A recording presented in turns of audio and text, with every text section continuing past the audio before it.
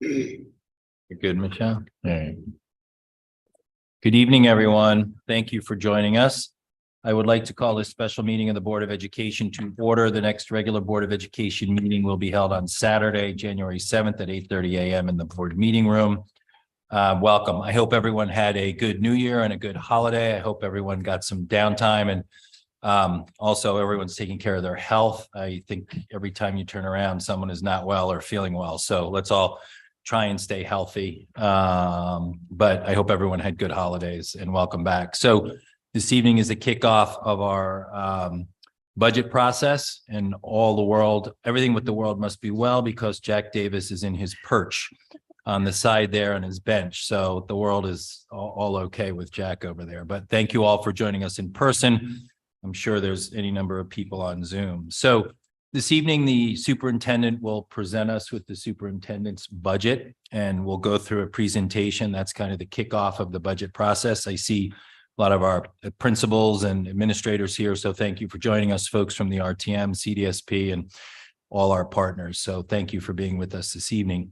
After this evening's presentation by Dr. Adley, we will then anxiously await the Super Saturday, where we will go through RC by RC starting at 8:30 in the morning. And that will be our day on Saturday. So with that, I will turn it over to Dr. Adley. Good evening, everybody. And thank you for those of you who have come out this evening, and a special thank you to your administrative team. Excuse me. You got three? I got it. It's wonderful to see you this evening. This is a wonderful opportunity. Presenting the superintendent's budget is always a special time for a superintendent. It's a source of pride and accomplishments, to look at the accomplishments of the district, to recognize what our students have done, what our community has done. I want to thank the board and our community, our administration, our staff, teaching staff, support staff, and our students for the opportunity to lead this outstanding district. It's a privilege and a wonderful responsibility that I cherish every single day. So thank you for that opportunity. I do want to, as we sort of transition into talking about the budget and taking a wee pause and celebrating a little bit, and also looking forward. Any work that's done in the district, as you know, as a board, is done as a team. And I have a tremendous administrative team. First, I'd like to recognize, if I may, my cabinet. I won't go through them all by name because my voice is going to run out. I do want to recognize Mr. Riddle in particular, and the member of the business department for all of their hard work in putting together this budget, but also to all the members of the cabinet. The budget starts at the building level, and that's led by our principals. So thank you to those principals who are here this evening. There's some who are a wee bit under the weather. So thank them for tuning in, but I thank you for all of your leadership every single day. And also to our greater administrative team, that's our department chairs and so on and so forth. And right down to our members of the department themselves, that our staffs in each of their respective departments will come together and to talk about budgets that are presented by the administrative teams from their respective buildings.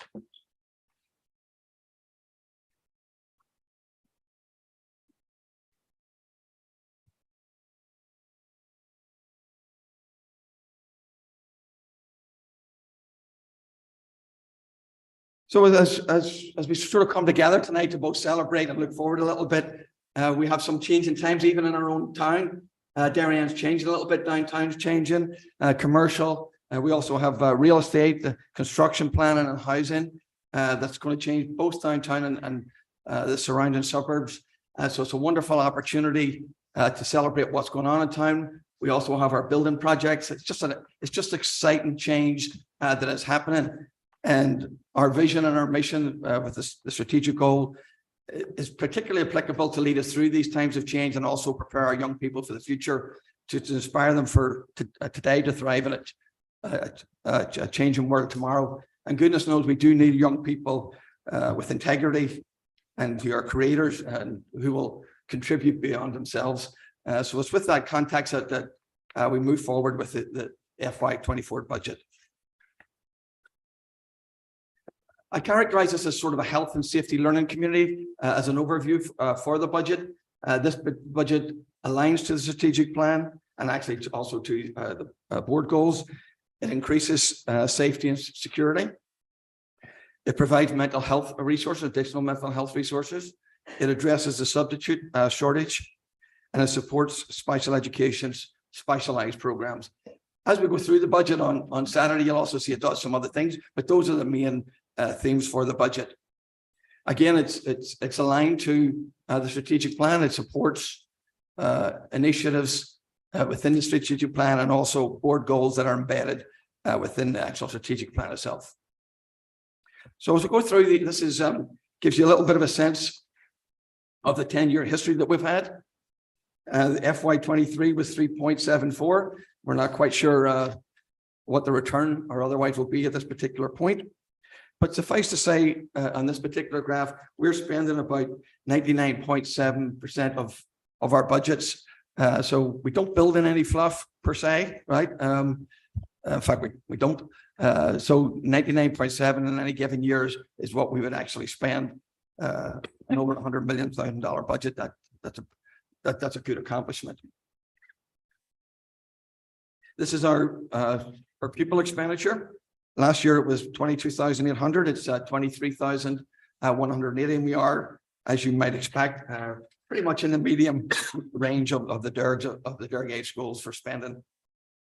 On the right hand side, you might see additional or less revenues that you would expect to either get back or have to raise in taxes if you were in these respective districts. So, for instance, in Westport, if you had our enrollment, you would have to raise another $4.5 million in taxes. So that's the way to read that. I will say, just take a wee moment just to recognize the accomplishments of our staff and our students, and they are many. We continue to be recognized, our young people, for clearly their academic performance. In the last 3 of the 4 years, the high school was recognized by US World Reports as being the #1 school in Connecticut. Student testing continues to be exceptional. Over 1,000 AP tests taken by our young people. 91% of them scored a 3 or higher. With 7 National Honors Scholars, 7 Presidential Scholars, 25 Tremendous Scholars.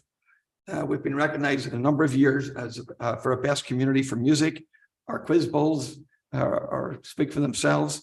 Robotics is up and running this year. We've had a number of championships, 10 divisional, 5 FCIC, and 5 state championships.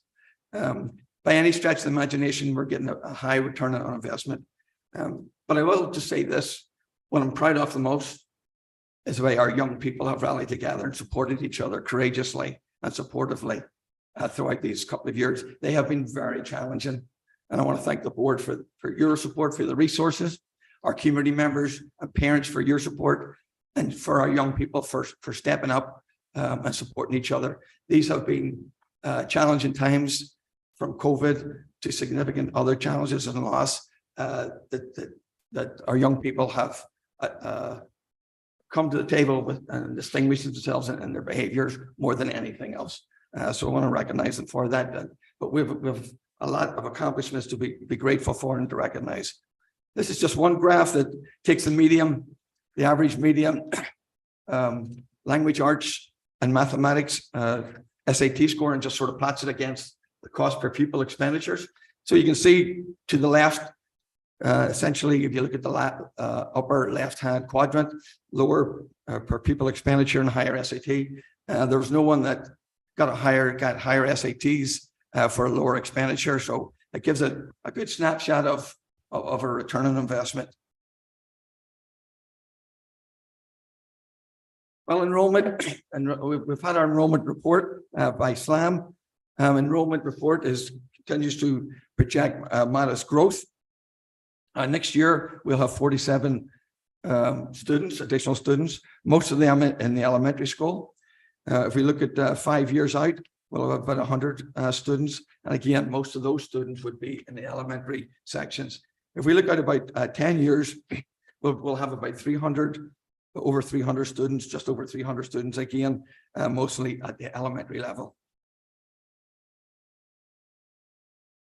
These are particularly our class sizes for the elementary schools, and that this budget clearly supports class sizes. So you'll see in the budget as we go through tonight, and also on Saturday, we'll have one additional section at Oxridge for 3rd grade. We have one additional section at Royal in 5th grade, and we have one less section at Tokenique in kindergarten. There is an additional instructional para that's added to Oxridge that follows the ratio that we've been following for years in terms of the number of paras per student.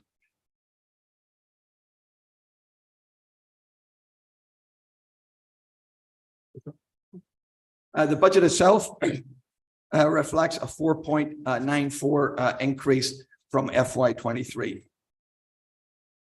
The budget is presented as a core budget and also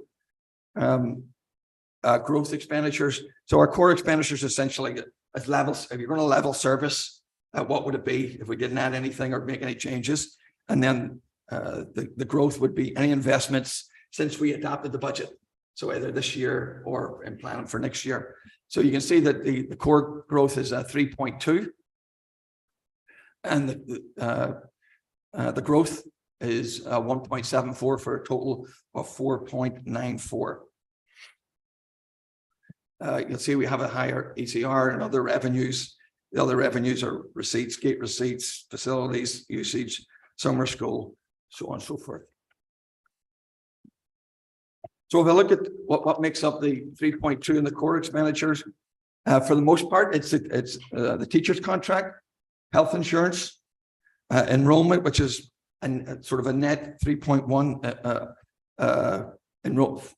dedicated for enrollment purposes, FTEs, utilities, which is our heating and gas, water, and diesel. Those are the main areas that address the core expenditures. When we look at our growth expenditures, we have 11 new positions in special education. We have the director of mental health, which is the security. We have some recommended changes in Fitch. We have custodian at Oxridge. So those types of areas are the main contributions to the growth expenditures for the 1.74, and we'll delineate some of this. It's not surprising that we are people-oriented business. It's not surprising that our biggest expenditures is around salary and personnel.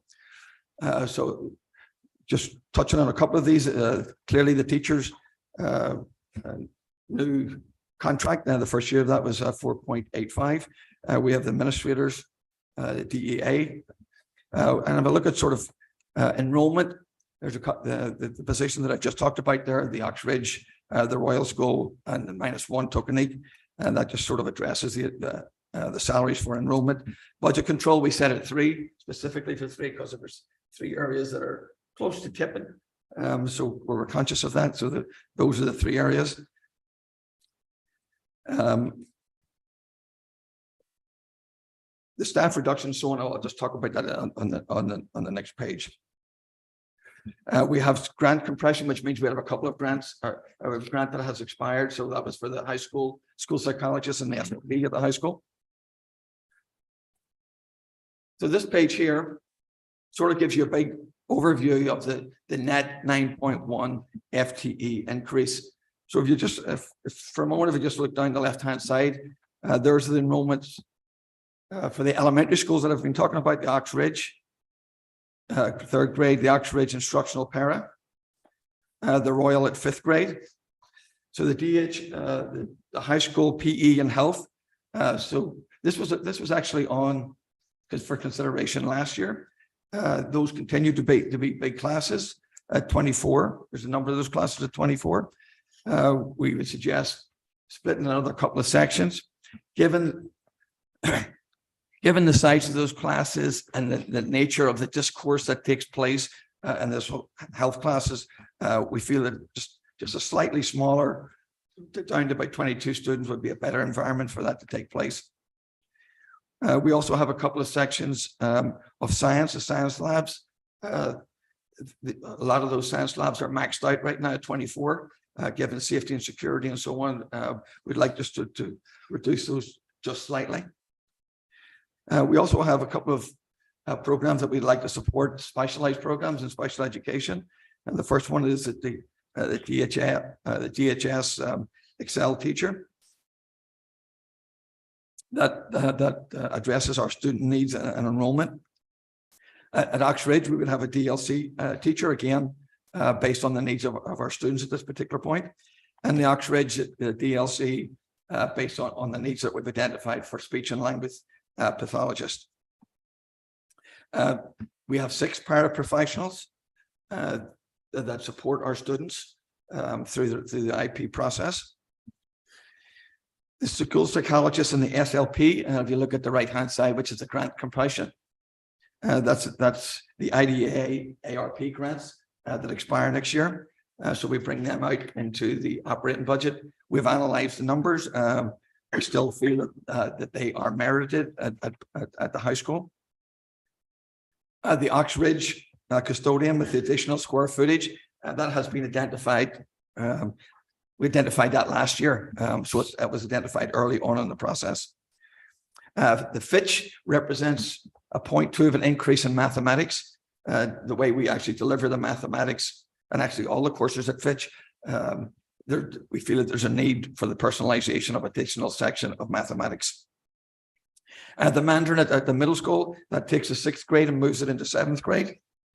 So it was budgeted for 0.6.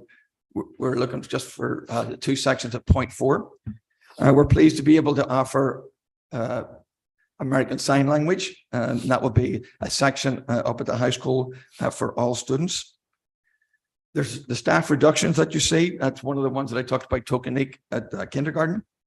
And then there's 6.8 staff reductions on the right-hand side. If you just between the 2 blue bars, you can see a minus 6.8. Excuse me. That 6.8 is made up of a number of positions. It's minus 4.6 lunch monitors. It's a reduction of 2 teachers in residence. We have been participating in the teachers in residence. We're very supportive of that program. We haven't been able to, this year, we weren't able to get the 2 teachers in residence, given some of the challenges of the budget. It's not that we're not going to do it anymore. We will take just a pause in that particular program for the year, given some of our constraints that we're facing. And then we've also reduced, our suggestion reducing a 0.2 of the talented and gifted at the high school, not to eliminate the program at this point, but just to address the enrollment. We feel we can accommodate the students well with that particular, just one particular section.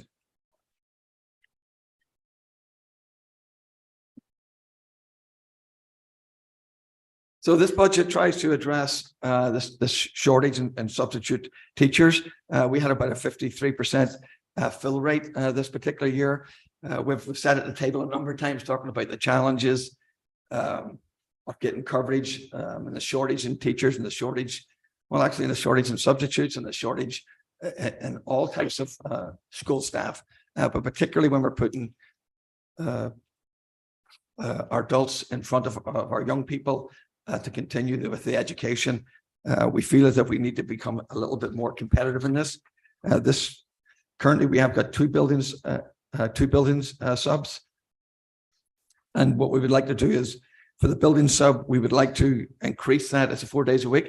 We would like to increase that to 3 per building and make it 5 days per week. We would like to raise the competitiveness of the salary from 125 to 150 a day. And the daily sub is to be raised from 100 to 125. At 100 for a daily sub, that's barely above minimum wage, and it's just hard to bid. It's a competitive business at this particular point, so we're looking to see if we can actually address that, get better qualified, more reliable substitute teachers in front of our young people. The narration at the bottom just talks about the Affordable Care Act that we have to be conscious of as we implement this.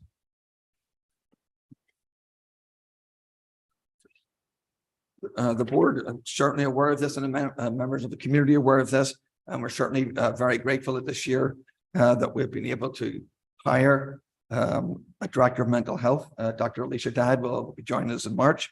We're very appreciative of that position as it leads our charge in mental health and social emotional learning for our students and our staff and the school district. Here you'll see that we also are supporting a position at the wellness coordinator. This is a new position, non-affiliated position. We can fund this or suggest funding this through the ARP ESSER 3 grant. That's different than the grants that we just talked about.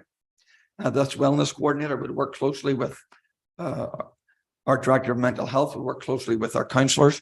It would increase the use of the wellness centre for most, if not all of the day, to give the students the opportunity to utilize that facility on a more fuller basis.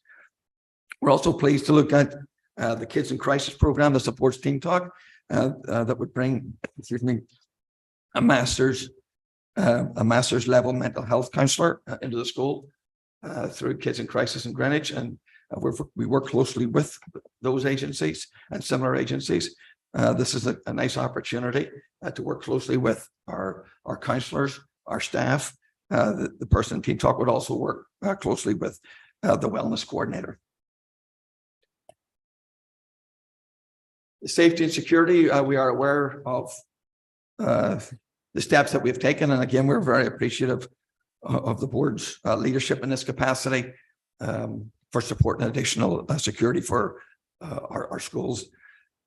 We do have our new security director, Mr. Kolakowski, who will be starting on Monday. So we look forward to welcoming him to the district, and he will be helping us facilitate the hiring of the SSOs.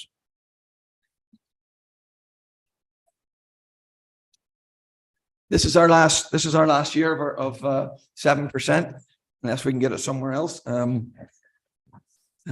think the quote that we had, Richard, was like around it's nearly 40% or something ridiculous. So this is the last year of that. We'll have to sort of moving forward, we're going to have to sort of review as to how we address our health rate increases. But there you can see the basic health benefits before any new hires or building subs or otherwise, it's about 1.1%. And the total is 1.5 when you include OPEB.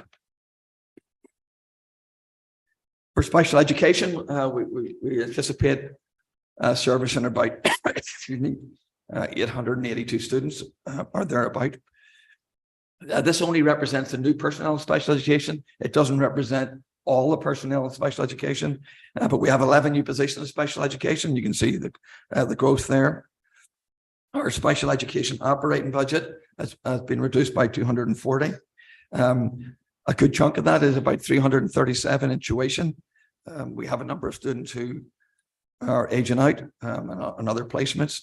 ESY, we have one less day. It sort of falls, first day of ESY falls in the end of June as opposed to July in a different fiscal year. Our excess cost, given that there's a higher rate or higher threshold of 107, we budgeted 109 and we ended up 104. So we have a higher threshold there. We would have an increased revenue of about 474,000 more in revenue with the 70% reimbursement rate. So these budget highlights just sort of fall under the strategic plan. If they hit some other areas, I'll just touch upon them. I'll try not to be repetitive. You can see, excuse me, you can see the first couple that I've addressed. The ASL, Mandarin, robotics, Spanish 5 and 6, guitar. Those are issues those are topics that the board has heard, has come before the board for new courses. And the club offerings is the robotics. We're supporting the class size and enrollment, as we spoke about. Enhancing the programming for FITS, that was the point 2 in the mathematics. The mental health, we're very familiar with the mental health programming with the additional aspects that we spoke about this evening. The new teachers contract that supports our teachers. It recognizes all of the hard work that they've done and also recognizes the effort to retain and maintain our staff. This goal 5, develop and enhancing systems to promote effective communication. There is about $9,000 in there to begin the process of looking at, it's a multi-year process of looking at a possible new student management system. So there's a small amount of money that's dedicated toward that. Excuse me. Under strategic goal 6, the first 2 bullets I've spoken about, there is a wee bit of expanded space for Fitch being considered, which is about 528 square feet for 1 classroom and a small counseling office. And then the replacement cycle that's on page 178 of the budget. Primarily, you're somewhat familiar with this. It replaces the 5th grade Chromebooks, for the most part, middle school desktops and high school laptops. Our capital projects are somewhat limited, given the HHR projects that are going on and Oxbridge projects that are going to come to fruition at the start of the year. We have a number of security cameras at the high school, about a dozen or so. We're also going to repurpose some of the other ones. Someone wiser than me knows what a variable or volume box is. I know that's a picture of one, but I've been guaranteed that they have to be replaced. We have some audio upgrades. This was presented to the board. Kevin presented to the board the last time we looked at the capital project, but I'm sure we'll look at it a wee bit closer. We enclosed the report as part of the budget process, but that reflects some audio upgrades to the auditorium. We have the new gym wall padding, some masonry repairs that continue at the middle school, and we're adding some, fire alarm strobes to the actual fire alarm boxes themselves. We have a leaf blower, and we also have a truck with a tow on it for snow removal and so on. So it's somewhat limited this year. Those are the big highlights of our 4.94% budget. I'm excited and proud to present this, and we look forward to engaging with our community on all of these topics. Thank you, Dr. Adley. I think on the last page also, which is good, is just kind of a refresh on the budget calendar coming up. And then, Dr. Adley, all the budgets are on the website and the budget books have been made available. Many have been delivered or picked up. Correct. The only thing it's not is this presentation, which will be after the. Okay. Thank you. Pardon me. Thank you for bearing with me, by the way. Thank you. No, thank you. I feel like now I have a sore throat just listening to you, but thank you very much. Just briefly, a thank you to the principals I see here in the room, the administration, Rich Rudel and his team, all the cabinet, and all the folks in all these schools. I think this budget process usually starts around September. So on top of their day jobs of teaching our students, our principals, assistant principals, and staff are building these budgets. So, a big thank you to all the work that you do. On top of, I look at Luke because I'm on a call with him on a regular basis. Luke's part of building a school, and several of the other principals here are part of HHR and renovating schools. And this is all time and energy that these folks are putting in over and above, their day job of educating our students. So thank you very much for all that you do daily for our students, but then what you do over and above that with everything that we have going on in this community from an investment standpoint in the schools. It's much appreciated. Thank you. So with that, I'll open it up. Any board questions or comments? Sure. Tara. I'm going to try the first names again. Oh, we can do that now. Yeah. So I've been told. So thank you for the presentation and for the budget. I'm glad to see Teen Talk on here, as I've been asking to see a presentation on it for a year now. So I am happy to see that. I would have liked the board to have seen a presentation. And in here, you talk about that they work collaboratively, when from what I know of the program, the point of it is that they are independent so that the students feel comfortable. So I'm curious about that and hoping that we see more detail on it. Yeah, I think it's a wee bit of both, Tara. Yes. Clearly, one of the aspects is that they work independently, but they'll work closely with our staff too. Thank you. So will you be doing an additional presentation on sort of the program? I mean, given that I think we'd hope for sort of a 30, 60, 90 day coming out of, that director of mental health, but given her start in April, maybe we could get a little bit in front of that process and talk about this. But in we, a we, larger we, context. we certainly can. It's not unusual that the board would say, can you do a short presentation on this or this or this? Absolutely, yes. Yes, I think on this, Yes, of course.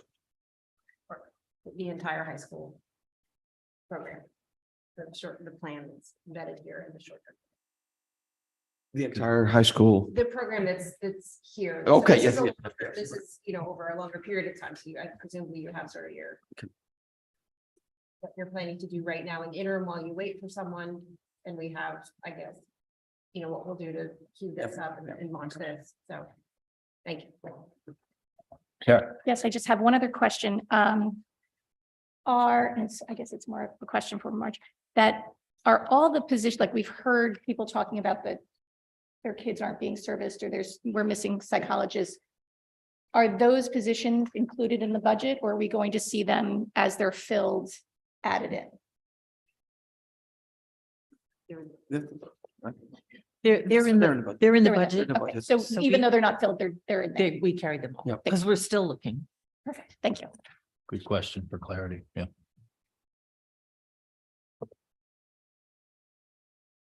All good? Jill. On the slide number 6, Rich, can you talk a little bit, give us some history on what's inside that column 3, end of year return to town? Most of that is ECR by my recollection, but can you give any additional color to what, how those dollars are usually distributed, or where they came from at the end of the year? And I'll just add, based on what Dr. Adley, I think used the word fluff, which is fine, or reserves, but I think we should be very clear that when this budget is built, when we review the budget, when we look at the budget as a board, we do not budget for any surplus or any reserves or anything. So I think that needs to be clear and understood, by all. So I'll let you take it from there. Sure. Rich. So it really depends on the year. If you look at last year, over $500,000 of that 694,000 was ECR. If you look at fiscal year 18, some of that was unfilled elementary sections due to enrollment. Some of it was health insurance. If you look at fiscal year 13 and 14, it looks like it was health insurance again. There was one year in which ECR was short of the budget by over $200,000. You also had a year in which ECR was greater than the budget by almost $800,000. So if we look at the big buckets in terms of what created those overages, it tends to be either unfilled sections due to enrollment, excess cost, either positive or negative, and then health insurance. And health insurance can be anything from census changes. Typically when you're fully insured, you have a census, so you have a snapshot. You usually build in like a census variability because people do turn over. And so somebody who might be on a family plan, you might replace them with somebody who's single or vice versa. And so that you have that variability in the census, you could be the over or under depending on how that census shakes out. Thank you. Thank you. If I could just follow up on that, given your work in other districts, are you able to opine at all on whether or not this looks fairly typical to you, or whether there's anything unusual that you see happening in Darien? So the fact that we spend 99.7% of our budget is actually very, very good. In some districts, it's 99, 98, 97%. A few years ago, we talked about a non-lapsing account that there's a state legislature for. That actually grants reserves up to 2%. So that would mean that you only spend 98% of your budget, and then that you carry forward that 2%. So most districts actually spend in that 98 to 99%. So the fact that we're at 99.7 is very good. It means we have a tight budget. I mean, if you look at last year, which is the closest year that we filled out, if you take out that ECR difference, and that ECR difference was primarily just the fact that we got a greater reimbursement rate, not necessarily more claims, we only ended up with a little over $100,000 to return. So $100,000 in a $110 million budget is minuscule. Thank you. John. But some of these years we had pre-buys at the end of the year. So, I would love, if possible, it would be interesting to denote which years we had the pre-buys at the end of the year. And like I look at this year and we'd be running well under budget, but we've added new initiatives during the year also, which is somewhat abnormal, but like. So for like this year as an example, $400,000 ECR, and then probably about $300,000 for the 3 sections that we didn't enroll. But then when you deduct out like the security initiatives and things like that, you end up being a lot lower. And then, budget control is another area that seems to have been a source of, excess, funds. Because I don't, when was the last time we extinguished the full budget? So this year we did the whole thing because of the director of mental health. Well, okay, but The prior year, I'm talking about transfers. so prior year we did not. There was one year, I believe it was fiscal 20. We actually didn't use it at all. And then in 21, we ended up using it for a couple elementary sections and then a high school section. And we've used it for paras in the past. We have used it for Paris as well. Thank you, John. Julie? And I'll just add, because I can't help myself, that I would argue that there were times we should have used it and we did not, and we ended up with sections larger than would have been optimal.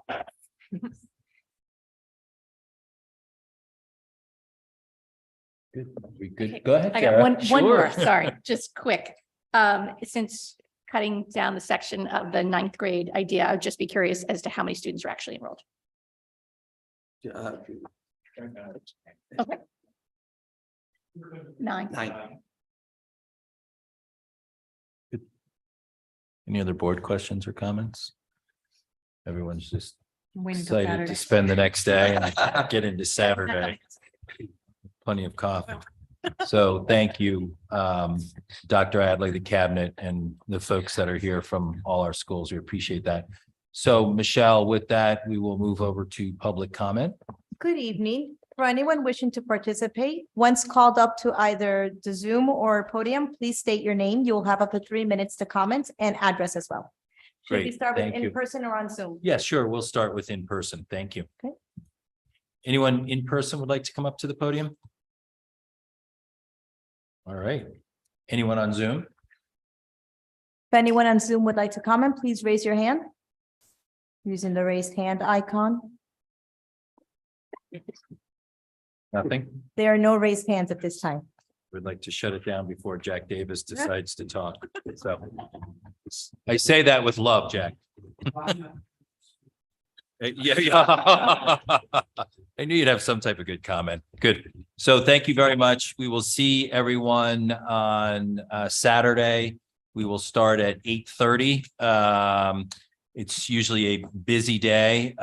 We will keep it a similar type structure, which I'll go over in terms of the board, and then we'll work with the RTM subcommittees, Board of Finance, and our other partners and go through the process that way.